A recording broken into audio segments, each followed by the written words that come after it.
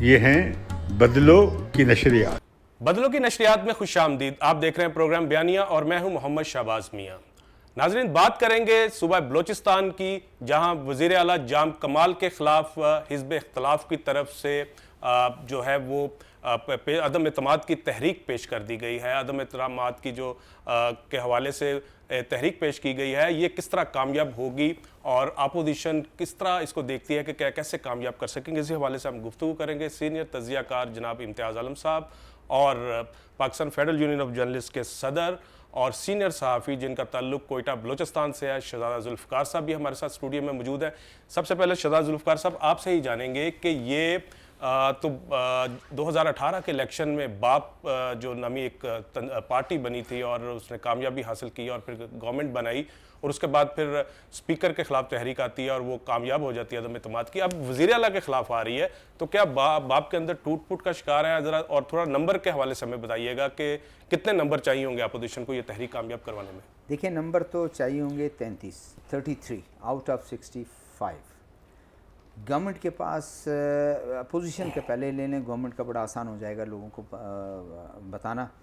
Government के पास इस वक्त 24 अरकान उस पे हैं, अपोजिशन बेंचेस पे बैठे हुए हैं। सही 22 लोग जमीयत उलमा इस्लाम और आपके BNP मैंगल, 22 लोग वो हैं और एक रुकन जो है वो नवाब असलम रैसानी है जो इंडिपेंडेंट आज़ाद लड़े थे, पीपल्स पार्टी से उनकी वाबस्तगी थी।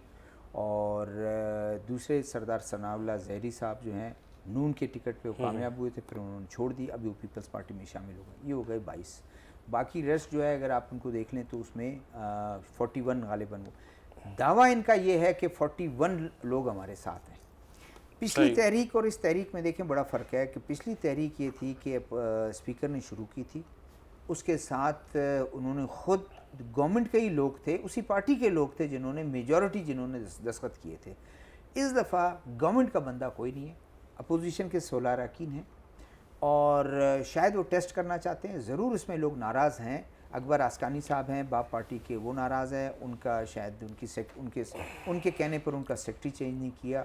वो ज़रा मसला आपको पता है बलूचिस्तान का समंदर जो है वो काफ़ी वो है, उसमें काफ़ी चीज़ें हैं और ट्रॉलर जो है वो कराची से सिंध से जाती हैं और वहाँ पर इल्लीगल शिकार होता है। शायद उस वजह से जो है वो मसला चल रहा है।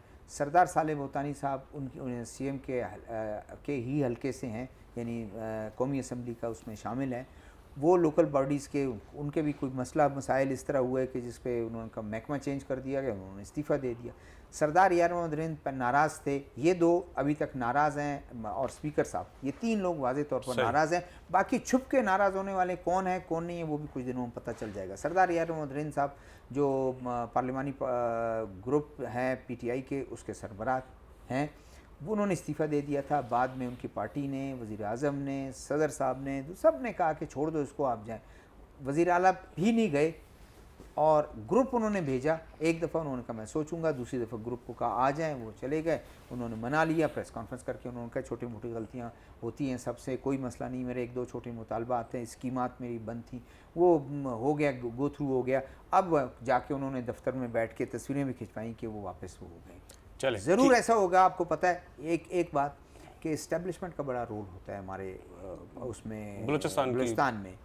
अगर आज उन्होंने वाकई डिसाइड कर लिया तो मेरे ख्याल में जाम कमाल साहब का वो बंदा, शायद उसका प्रिंसिपल सेक्रेटरी, शायद उसके अपना स्टाफ भी जो है उनके कहने उनका फ़ोन उठाना बंद कर दें अगर पता हमको चले। ये इम्तियाज़ आलम साहब से पूछते हैं, अगर नहीं है इम्तियाज़ आलम साहब से पूछते हैं कि वो एस्टेब्लिशमेंट को बहुत अच्छी तरह समझते भी हैं, भुगतते भी रहे हैं। बलूचिस्तान के अंदर शहजादा जुल्फ़कार साहब ने कहा कि हुकूमत के अंदर बहुत असर रसूख होता है और जाम कमाल को क्या ताकतवर हलकों ने तय कर लिया कि अब ये वज़ीर आला नहीं रहेंगे? देखें, बाप इस इमरान खान सेटअप के जहेज का हिस्सा है। सही, तब्दीली सेटअप का। अगर तो इमरान खान अगले इलेक्शन से फारिग हो रहे हैं तो बाप भी तारीख का हिस्सा बन जाएगी, इसका नाम नहीं सुनेंगे आप अगले इलेक्शन तक। क्या बिलावल और पीपल्स पार्टी जो मूव चला रही थी, जिसकी अंदर अंदर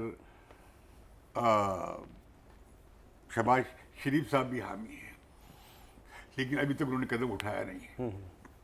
क्या उसका आगाज हो गया है? सही मुझे बाप टूटती हुई नजर आती है। सही। इसी मौके पे या अगले इलेक्शन तक 2 साल बाद? वो अब उनकी टाइमिंग है, मालिकों की। अच्छा, उनकी टाइमिंग अगर ये है कि बाप को तोड़ना है अभी तोड़ दो और एक नई बाप क्रिएट कर दो। आप देखेंगे पीपल्स पार्टी में काफी लोग शामिल हुए हैं। तो वो कहीं पाप ना बना ले वहाँ पे। नहीं, पाप पंजाब में बनेगी, पाप पंजाब में बनेगी। पंजाब अवामी आपने पहले भी कहा ये। पार्टी। शर्त लगा ले। जी जी, पंजाब के अंदर 2023 के इलेक्शन में पाप होगी। तो लिहाजा मुझे ये नजर आता है कि ये म्यूजिकल गेम हो रही है। ये अपोजिशन ने ये एक गालिबन ट्रायल बैलून वहाँ पे, इसमें तो जमीयतुल उलमा इस्लाम वाले हामी नहीं थे। अब मौलाना फजल रहमान कैसे वोट ऑफ नो कॉन्फिडेंस के हामी हो गए। सही।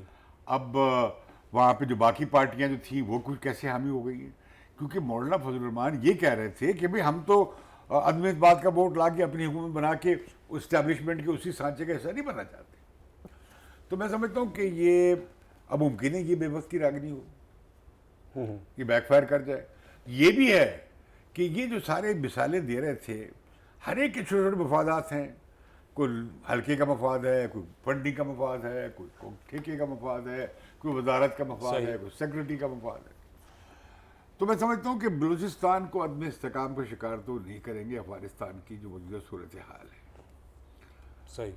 जो उसमें ये मैं समझता हूँ कि मुझे ये चेंज होती नज़र नहीं आती है। अभी फिलहाल आपको हुकूमत चेंज हाँ, होती अब नजर नहीं अलबत्ता ये है कि अब बलोच जो अलहदगी पसंद थे या जो मिलिटेंट थे जिन्होंने पनाह ली हुई थी अफगानिस्तान में, उनके लिए मुश्किल बन गई है, क्योंकि अब वहाँ से इंडिया और रॉ की जो कैंप्स हैं वो ज़ाहिर है वो अफगान तालिबान बंद करने जा रहे हैं या कर दिए हैं या धमकी दे दी गई है उन्हें। ये मुझे बता रहे थे, शहजाद साहब भी बता रहे थे। तो फिर वो एक मामला होगा। तो मैं समझता हूँ कि लिहाजा बलूचिस्तान में अभी वो कोई डिस्टेबलाइज नहीं करेंगे। अगर तब्दीली आएगी तो मुझे लगता है कि साल एक के बाद, 1.5 साल के बाद कोई बड़ी अहम तब्दीली जो सिफती एतबार से आप मुख्तलिफ कह सकते हैं, यह मुमकिन है। अभी से एक प्रोसेस शुरू हो गया। अच्छा, प्रोसेस शुरू हो अगर गया। तो इलेक्शन होना है 4 साल के बाद, पीपल्स पार्टी में भी कोई शमूलियत हुई है ना, बड़े नाम वहां से गए हैं। अगर 4 साल के बाद इलेक्शन होने हैं 2 साल के शायद उसका आगाज हो गया। मैं उसमें ऐड कर दूं शहजाद साहब, आप बताइए कि पीपल्स पार्टी में भी जो अब्दुल कादिर बलोच शामिल हुए और भी 1-2 शख्सियात जो बलूचिस्तान सरदार सनाउल्लाह ज़हरी साहब शामिल हुए, तो ये क्या वो हवा चल पड़ी है जिसका जिक्र इम्तियाज साहब कर रहे हैं, जो बता रहे हैं? देखिए, एक चीज़ मैंने तो आपको पहले उसके बताया कि इस वक्त फैक्ट क्या है और क्या ग्राउंड रियलिटीज़, लेकिन मेरा तज्जिया ये है कि शायद उन लोगों को पास भी कोई दूसरा चॉइस नहीं है। अगर वो लाते हैं, मैं 6 महीने में तबाही फेर गई थी जब कुद्दूस बिजंजो साहब थे। तमाम पॉलिटिकल पार्टीज़ उनके कंधे पर बैठकर उन्होंने पीएसडीपी का वो हशर किया जिसका बुरा हाल किया। उसके मुकाबले में सरदार साले भूतानी है, अगर उसको लाते हैं, मीर जान जमाली को लाते हैं, कोई तैयार नहीं है इसके उनको कि किस तरह वो चलाएंगे।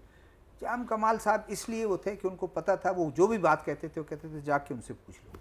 उन्होंने तो बजट पे बड़ी खूबसूरत बात की। उन्होंने कहा हमारी तो कैबिनेट में बजट पेश नहीं हुआ, तो आप हमसे बजट के बारे में पूछ रहे हैं, हम अपोजिशन को क्या बजट बताते हैं? इसलिए मैं समझता हूं मौजूदा कश्मीर की जो कठपुतली हुकूमतों पे क्या असर क्यों? तो फिर उसका मैं समझता हूँ कि अगर ये चीज़ें, और फिर इनकी बात बिल्कुल दुरुस्त है। दूसरा जो आपने सवाल किया कि पीपल्स पार्टी तो पिछली भी उसमें तैयार थी। मुझे बताएं, डॉक्टर कयूम सुमरो सेनेटर जाकर उन्होंने नवाब सनाउल्लाह ज़हरी की हुकूमत गिराई या गिराने में मदद की, पैसे लेके गए, ये ढकी छुपी बात नहीं है। और आखिर में जिस वक्त हल्फ लिया उन्होंने कुद्दूस बिजंजो साहब ने, उनका क्या ताल्लुक, वो तो मुस्लिम लीग नून से थे। जाकर उनको हाथ से पकड़ के उनकी सीट पे बिठाया, उन्होंने कहा ये हुकूमत हमारी है, हमारे लोग हैं। और उसके बाद जाकर शमूलियत, उसके बाद उन्होंने जाके शमूलियत करनी थी पीपल्स पार्टी में, लेकिन शायद उन्होंने कहा नहीं, इसमें नहीं, हम बाप बनाएंगे, अपनी पार्टी बनाएंगे। जब अपनी पार्टी बनाए, अभी तक भी जरदारी साहब खेल जरदारी साहब का था, बन गई बाप। अब बाप में से निकला क्या? अच्छा, अब बाप और जरदारी साहब और पाप और जरदारी साहब की अलग अलग होंगे? मुस्तकबिल का बाप, मुस्तकबिल का पंजाब में पाप इकट्ठे होंगे और जरदारी साहब इकट्ठे नहीं होंगे? एक इम्कान है, एक इम्कान ये भी है कि इस दौड़ में शहबाज शरीफ काफ़ी मुकाबले में। और मुझे तो लगता है कि शहबाज शरीफ की और बिलावल भुट्टो की कोलिशन बनाना भी एक आइडिया है। अच्छा, मियां नवाज शरीफ से सर ये ज़मीन सवाल है और आखिरी सवाल है कि कल लंदन में सहाफ़ी मिले और तवील मुलाकात उन्होंने की है, गपशप की है, तो उन्होंने कहा कि मियां साहब अब ये बताएं कि 2023 का इलेक्शन जीत जाती है मुस्लिम लीग नवाज़, वज़ीर आज़म आप होंगे, मरियम नवाज़ होंगी या शहबाज शरीफ होंगे? तो उन्होंने कहा ये तलख सवाल आपने ज़रूरी पूछना था।